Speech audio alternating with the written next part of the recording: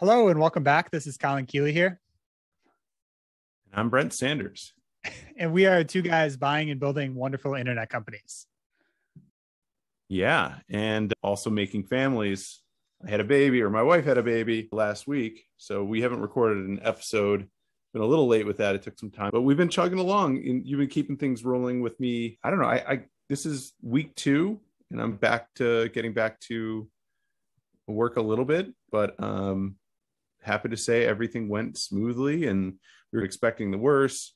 The baby was upside down a week before and went into the hospital, and they were going to maybe have to figure out a way to get the baby heads down, but they did an exam and she was already heads down and ready to go. And then everything went really smooth and she sleeps well. It's been nice to take some time off.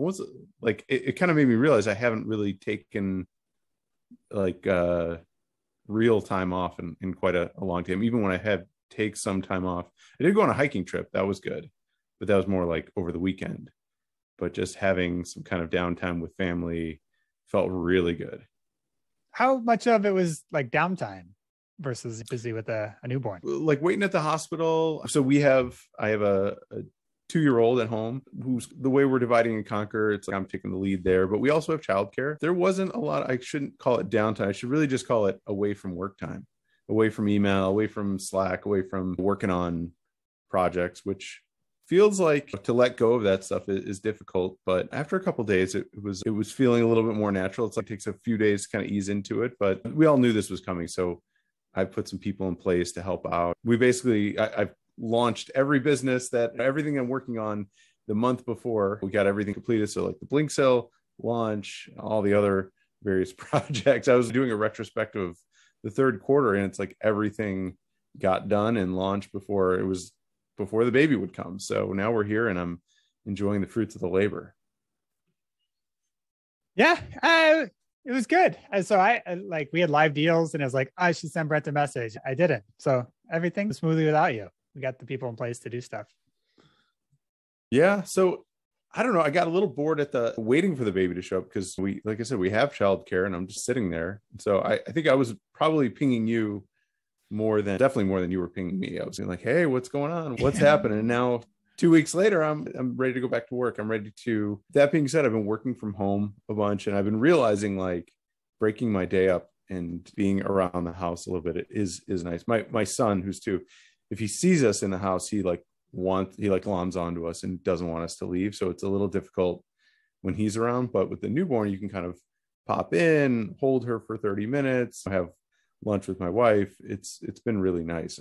Just like a delightful last 2 weeks. So I think I'm going to still try to work from home a bit more and just stay around and stay present to help out whenever I can. But part of, some people know this, I'm not sure if I've talked about it much on the podcast, but we actually moved closer to family during COVID. And so we have so much more support than when we had our first child, which it was basically just us, and my parents were like an hour away, and it was all on us, and we didn't know what we were doing. And now we know what we're doing, and we have help and cousins and all sorts of, people can stop in and, just contribute, either drop a meal off. We felt very loved. So it's been awesome. Honestly, I don't know why we waited so long to have kids. I'm almost 40 and my wife is too. And so we're having kids kind of older. We prioritize our careers and traveling and whatever else. But I don't know if I'd wish I did it earlier. I feel like it's the right time when it's the right time. But I was nervous about this as part of like, how do you balance these two things? And so my takeaway is just taking time off never feels like you should, but it always is worth it. And it's just great to get that like calm and perspective. That's great to hear. So with all your downtime, did you got into DeFi? You're a big believer now? Yeah, I did spend some time before the baby was here. From our prior conversation, there were a couple takeaways. One was to check out some of these, I don't know, how would we categorize, like retail yield services? I don't know, like Haru Invest or Donut, looking into like how swapping and pooling kind of works, but also just seeing how would you log in to, how do you use the blockchain to authenticate, like how the internet is going to work in the future, and tinkering with some of the code tools that are out there. So that was a lot of fun. The thing that I'm so happy about is that it's similar to what happened in AI in the last couple of years. It's like more and more libraries are showing up, and it's getting easier. You don't need to know the math. I'm the type of developer that like I understand what's going on in the database, but I don't want to write all my SQL. And I know SQL, but you get these layers of abstraction and layers of abstraction and layers of abstraction built upon one another, where like the implementation of which algorithm, you don't have to know the math. You just need to know what the algorithm is and what it does, and then you can use it as a tool. So I've got my wallets set up. We were talking about this before, but it was like, how do you, with some of these yield services, like Donut is pretty lame, is my feedback. It's super easy on ramp. You put cash into it. It's not really, I think they keep the crypto side of this kind of obfuscated. It feels just, my parents were interested in it. So I put a little bit of money and I showed it to them. I was like, it just adds money and you're generating some amount of yield. And the thing that you aren't affected by, I guess right now, Ethereum is going up, Bitcoin's going up. So you're not really enjoying any of the appreciation there. So you're getting like this small APY. So it isn't from a yield perspective, not that interesting, but it was super easy to just get started. It connected to my bank account through Plaid, did an ACH transfer, gave me the money right away to start earning on. So I don't know if folks like your folks or older people that are, less sophisticated and don't want to get a wallet set up, it's definitely an option. I guess it can go down. It's an FDIC. It's not an FDIC insured account. It's like a brokerage account, which is kind of the question on all these that we were talking about. But even Haru, it's like these things all can go down, and it's hard to know to do the diligence on these things. Like, how exactly are you doing it? And you were like, your opinion was like, you have to just evaluate the teams that are working on these products. And that's what you're essentially betting on. That's my biggest thing by far. So I guess going through some of these, Haru, I put a little money in it. It freaks me out. It's very opaque. My understanding is that it's like a South Korean hedge fund that day trades with your money and gives you like a piece of their return, basically. And so you get a nice yield, but if it disappeared tomorrow, I'd be like, oh yeah, that makes sense. I understand how that one just disappeared on you. I know there is an element to all of these services that you just go to the website tomorrow and it's gone. It just reminds me of that South Park where it's like Stan goes to I think it's Stan. He goes to put his money in the market at the bank and it's gone. And it's just, yeah, okay. The money's gone. So it still feels very volatile. For sure. So Donut, I think, is very legit. So it is basically a beautiful, easy on-ramp backed by A16Z and like legit founders, legit venture capital firm. And it's built on top of Yearn, which is like one of the most trusted places for DeFi yield. So giving you some exposure to like a DeFi savings account and making like all the difficulty of setting up a wallet, connecting a wallet, all that stuff, and just like hiding that away from you. So Donut, I would say, is very safe. If it were to go down, it'd be like some contract risk. It's not really like a rug pull. No one's trying to cheat you, but there's a potential that there's some flaw in the code, which I think is less likely here than at basically anywhere else. And then some of the others are, more and more dangerous. I would say I'm like a slow mover. I move when I see that the team's really good and like hundreds of millions of dollars have moved into it. And like my little amount of money is, inconsequential and not a huge risk at that point.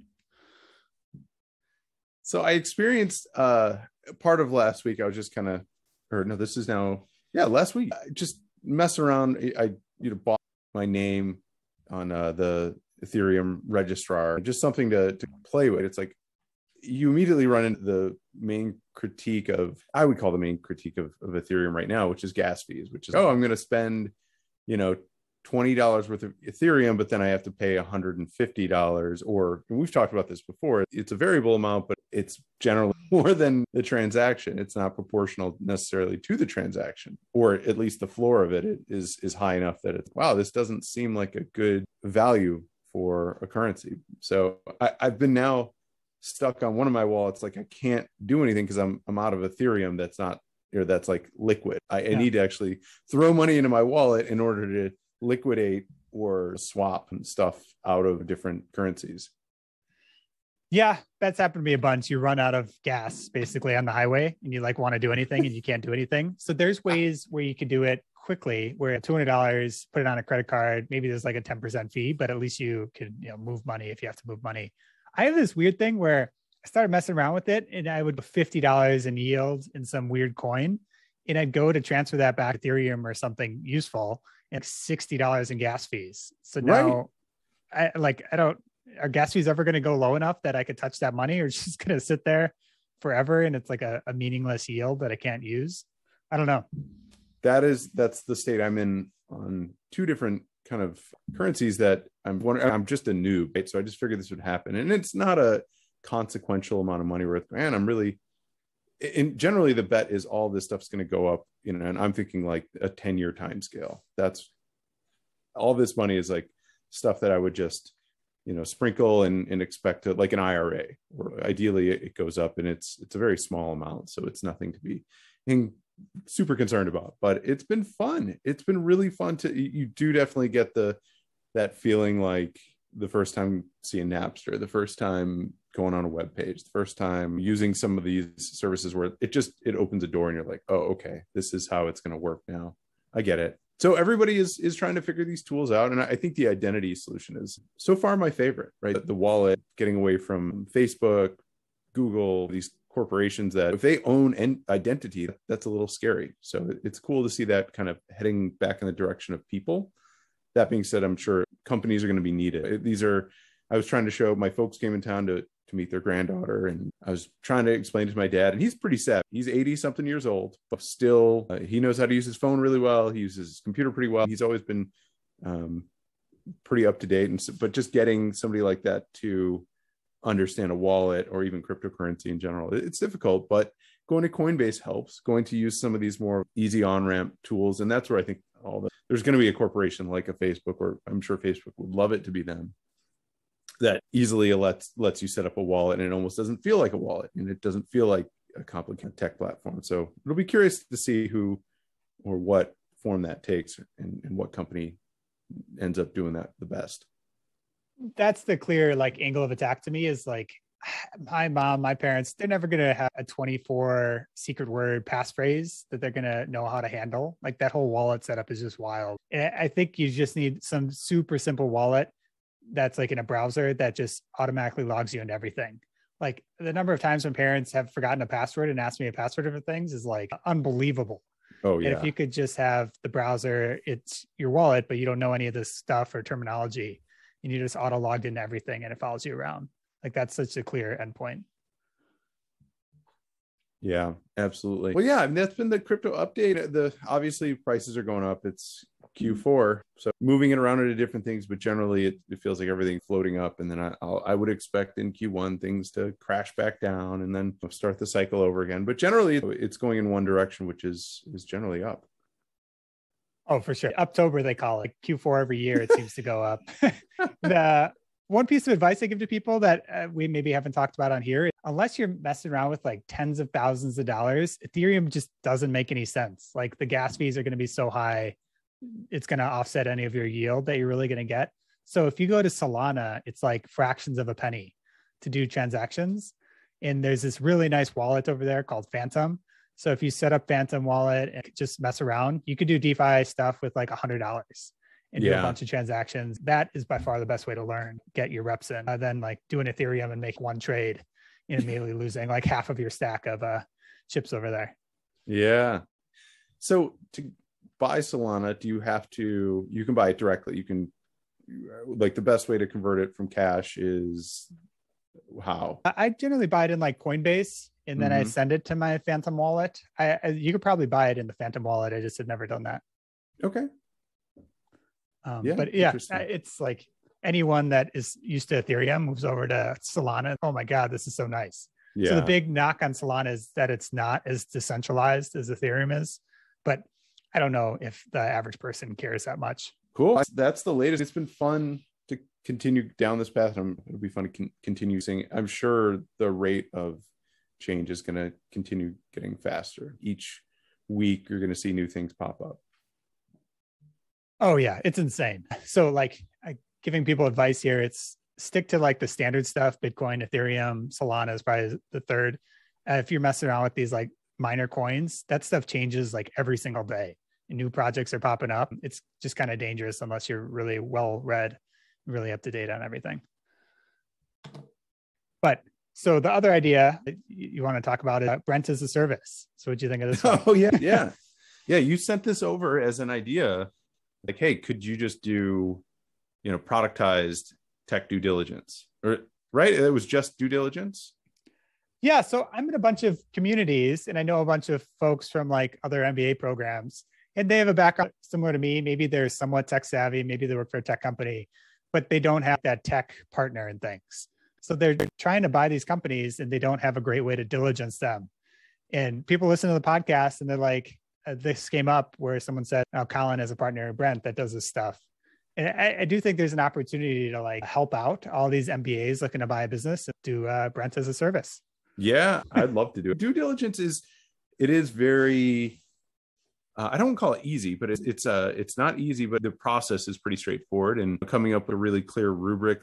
People have been working on this for a long time. And so there's a bunch of standards already out there. And yeah, if you could productize it, which to me, productizing it makes it very clean, because what has historically happened, I've done this for a long time, my whole career, generally just being a tech part. You get hired to do diligence and then it naturally turns into you doing work on that project. And then it naturally leads you into putting a team together for that project. And it's like a very long tail thing. But if you could cut it off and just say, hey, you're just buying this and this, or create more productized offerings where you're signing up just for the diligence, you're going to give us the upload your document. Here's my GitHub, add access to it and point me in and hit go. And then that's it. I return a report and the deal's done. That would be brilliant because I'd love to do that work too. And I think there's a lot of people that are good at that can point at concrete things of code, concrete, like analysis, just pure tech analysis. Look at the servers, look at the roadmap, look at the team, do interviews, interview the CTO, or if there is one, or interview the development team to try to understand. It's like almost like hiring a lawyer and having them go through when you buy a house or buy a condo, you need to go through all the condo notes and pour through stuff and see, since you have the experience, what's going to be a problem versus what's not. So I would love to do that. So maybe we need to set that up as an offshoot of Vern, get your due diligence. But yeah, I would imagine though, if you don't have somebody to do your diligence, how are you going to hire somebody? So that was something that I did for a long time as an agency. Is we would get startups as clients, and part of the deal is we would sell them, our developer time, but then my time to help with recruiting.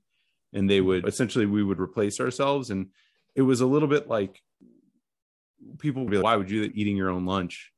But it actually, eating your own lunch, you're cannibalizing your business, because down the line, they're going to build their own team. And I think what we found is like that actually created longer tail clients. Like we would work with people for years, and sure, we might not work with them it would be a 12-week project. And then we'd come back the year after 2, 3, 4. And then when the developers leave, we got to do it again. And so it teed up a better relationship, and it was a good way of working. You're aligning yourself correctly.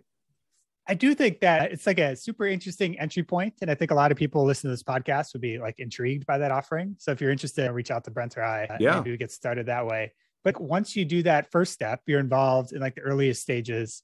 And then they probably need like an operator or like a product person. And maybe you could do like operators as a service, and provide them with that value.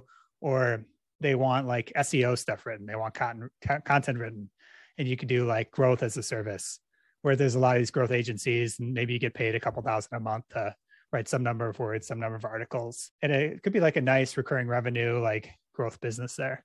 That would be like hard. All the stuff we're doing already. Yeah, it's all the stuff we're doing already. And it's basically like trying to create more siloed agencies and put them on a recurring. It would make everybody a little bit easier, but it's also hard to cut off product in like very clear silos, because sometimes it's just every product's a snowflake. And that's where I struggle with this. And it's funny, we had incubated a company. Well, actually, it was I think I've talked about this company before through Ronan. It was based out of Chicago, called Matchist. Mm-hmm. And it was Stella and Tim, I forget last names, but they had put this business together. It was great. I was actually one of the developers I had in my agency on their platform. And that's actually how I met Paul and like the Ronin team, essentially, is they were doing diligence on Matchist and they wanted to talk to some of the top developers. So I started talking to them, and quickly turned into a whole other conversation where we decided to combine forces and do this whole thing. But they were basically a matching service for agencies and people that needed, or developers and people that needed development work done. And they tried to add some structure. And I think they had payments as part of the system, and they could escrow a payment or a down payment for you. And at the time, there was another company that just they had raised a ton of money. And I forget what it was called. Geez. But it was, you could go on there and just put your tech project and get it built. And now we see this with low code technologies where, hey, you can get this done for $100 and they'll slap together some low code tools and you're off to the races. You have an app or your MVP, your product or something. But one of the things we struggled with that business in trying to operate it was just how gooey tech projects are. It's like the requirements are, you have to be really diligent around requirements gathering. And that means putting a lot of time in, and clients generally don't want to, they just want to pay someone to get it done. Okay, I want to add for Blink Sale, we just want to do a new design and add ACH and add cryptocurrency payments. Okay, but there's like a gajillion questions, how you do it, what does it look like, and who's responsible or accountable for those design decisions. It's like hiring, I always use a house analogy with tech. It's like hiring an architect and a builder and saying, hey, go build my house. And then you show up to move in and you're like, why is this door here? Clients have to be pretty involved. And the less involved you are, the more you're going to pay. So it's tricky. I don't know. I haven't found a good solution for that. But Diligence, I think I like that because it's like very clear deliverable. What's the outcome? Boom. It's not like a nebulous ongoing service that's going to require maintenance every month, shipping a custom software project would. Yeah, that's a good point. But yeah, I'm curious why TopTail doesn't get in this space. They do a lot of vetting and supposedly have a superior talent base, which I think I shared on this podcast. I tried them out. I didn't really find that to be necessarily true, but they're definitely, I know they do the work to verify these developers, that they put them through code challenges. But yeah, I like the Diligence, which makes me think we need to do a better job of our own scorecards. As I do tech diligence now, I look at the deal and I just go through the steps I know to take. But I think we need to put together like a better formalized scorecard. Yeah, that was a takeaway from ESW of like scorecards and like processes for everything. And we've been maybe a little too willy-nilly on everything, where we definitely have perspectives and this is a positive and this is a negative, but it's all more qualitative than it should be. It could easily be moved to be more quantitative. Yeah. So what are the tools out there? Is anybody like building you could totally use like Notion or Roam. You could probably hack a tool to be your playbook, but I feel like there are some tools out there that are probably geared exactly to this. Do you have any ideas? What do you want out of the tool? We had somebody on the Formulated podcast. I'm going to look him up. Yeah. Adam Schweiker. This guy was telling me about a tool set that it was like business process management software in a sense. It was part that, but also part just capture the process, capture step by step and like the decision trees.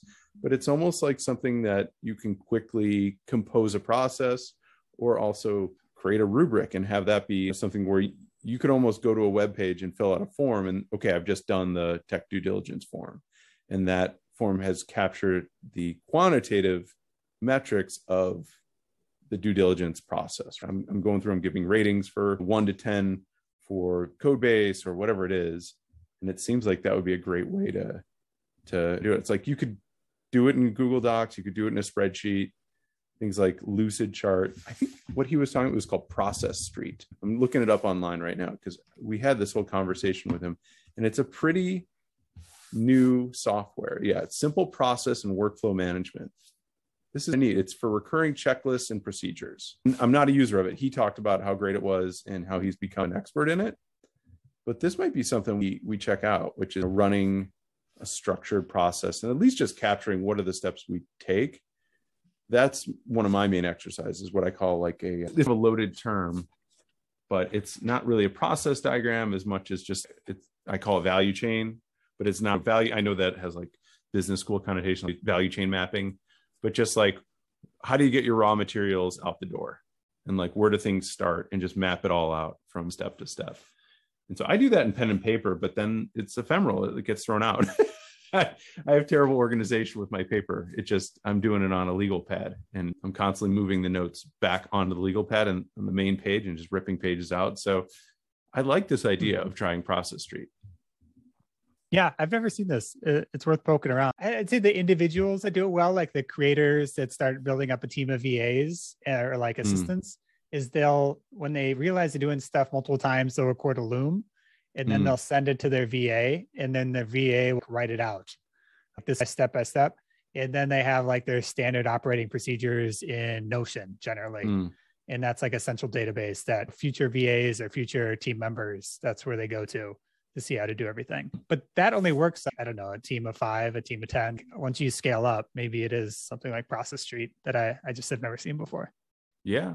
I'm gonna try that. That's my takeaway for this next week is I'm going to give it a try. And I guess we should have probably done this before mentioning on the podcast so we could endorse it if it's a terrible piece of software. But hey, we'll review it live. Let's see how it goes. I think if nothing else, between you and I, just writing out like what's the process for taking a support request. And so we have an easier time onboarding like folks like David, who's been taking on our Blinkcell support. It's like, the more we can support people like that, the more you can leverage. I think that's the key takeaway. So I'm going to check into Process Street, see if it does it for us. Cool. Yeah. So this episode is all over the place, more of a catch up. Like for the people listening, I'd love to hear feedback. What you'd like to talk about? Do you like these catch up episodes? We could take this in all different types of directions. Yeah. Swaddling tips, whatever you guys are into. Tons of swaddling tips. Yeah. Could be a baby episode. But. Yeah, I've gotten a fair amount. I actually just found a binky in my pocket. So I'm sitting on my desk here with me. I'm in full on dad mode, which it has been wonderful though. I make a lot of comments about as it relates to business and work and my mission. What am I doing in my life? But there's nothing that I've enjoyed more than being a dad in the last 2 years. It's been super fun and it's just fills your cup, man. It's like totally a itch that it scratches. Then you just don't even really know it's there. I'm somebody who was like, I'm never going to have kids. My wife and I were like, we're not having kids. Fuck that. Like it seems too hard and whatever else. So it can be for anybody. Super cool. That's been like pretty consistent feedback I've heard from a number of people that have had kids. So it's good to hear. Yeah. It feels like it feels like something you're actually creating that's way better than you would ever create from like a professional perspective. You're creating like a living, breathing person. But meanwhile, my oldest is 2. They don't really talk back just yet. He does, but it's complicated. So I'm high on it with a newborn and a 2-year-old. It's very simple right now. They still like me. Thanks for listening, everybody. Yeah. Take care, everyone. Bye-bye. Bye-bye.